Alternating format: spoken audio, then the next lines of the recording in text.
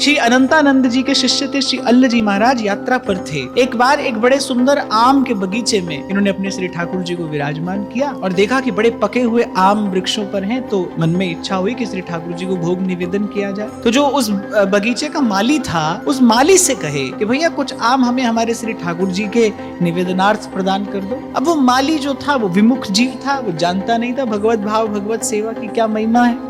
उसने बड़ी उपेक्षा पूर्वक कह दिया, अरे स्वयं ले लो। अल्ल जी को ये बात सुहाई नहीं, भाई नहीं। उन्होंने कहा कि इस प्रकार उपेक्षा पूर्वक प्राप्त की हुई वस्तु से तो प्रभु को भोग नहीं लगाना चाहिए। तो वहीं मौन उस स्थान पर बैठे रहे उसी वृक्ष के नीचे, और माली क्या देखता है कि एक क्षण के भीतर ही वृक्षों ने अपने समस्त आम उनके चरणों में गिराने आरंभ कर दिए। माली ने देखा कि भाई तो कोई सिद्ध पुरुष थे, मुझसे अवज्ञा हो गई। माली दौड़ कर गया, नगर के राजा का वो उद्यान था, राजा को कहा कि ऐसे ऐसे बगीचे में एक संत विराजमान है और ये घटना घटी, उन्होंने मुझसे कुछ आम लेने के लिए कहा और मैंने कहा कि जाने कौन है, उपेक्षा पूर्वक मैंने अस्वीकार कर दिया। राजा दौड़ कर गया कि नगर पवित्र हुआ है, श्री अल्ल जी को जाके प्रणाम किया, अपने महल में पधराया, खूब उनका स्वागत और सत्कार किया, आशीर्वाद पाकर उनसे कृतार्थ हुआ। और इस प्रसंग का स्मरण श्री नाभाजी ने इसलिए किया है कि भक्त की विशुद्ध भावना की सेवा तो प्रकृति स्वयं करती है। बहुत शक्तिशाली ये भाव है प्रणाम। केवल एक प्रणाम से भगवान प्रसन्न हो जाते हैं। कहीं आप किसी यात्रा पर निकले हैं तो फिर क्या मंगलाचरण करना चाहिए? प्रणाम करना चाहिए। भगवान को प्रणाम करिए, गुरुजनों को प्रणाम करिए।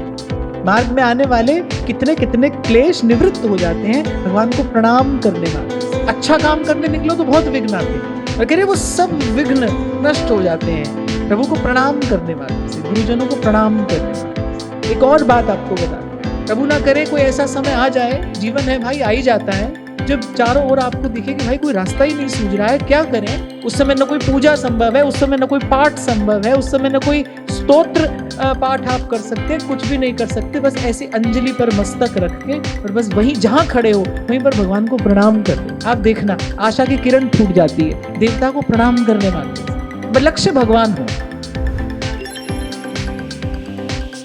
ठाकुर जी कहे निर्मल मन जन सो मोहि पावा, मोहि कपट छल छिद्र न भावा। अब एक महात्मा ने कहा कोई इनसे पूछे कि इनसे मिले बिना भी कभी किसी का मन निर्मल हुआ है? मन निर्मल ही हो जाए तुमसे मिले बिना, तुम्हारी कृपा के बिना, तुम्हारी इच्छा के बिना, तो तुम्हारी आवश्यकता क्या है? तो हम ही कर लेंगे।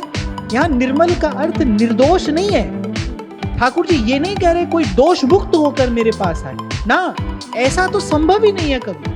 जीव शुद्ध होता ही प्रभु से मिलने के बाद है। प्रभु स्वीकार करते हैं तो जीव शुद्ध होता है। आगे स्पष्ट कर दिया है मोहि कपट छल छिद्र न भावा। प्रभु कह रहे भाई निष्कपट होकर कोई मेरे पास आए तो मुझे प्राप्त करता है, ऐसे होकर आओ तो मैं कृपा करूं। ऐसा स्वभाव नहीं है ठाकुर जी का, जैसे हो वैसे चले आओ तो मैं कृपा करूं, ऐसा ठाकुर जी का स्वभाव है। सूरदास जी की समझ में आ गई ये बात, तभी तो कह रहे हैं जो हम भले बुरे सोते।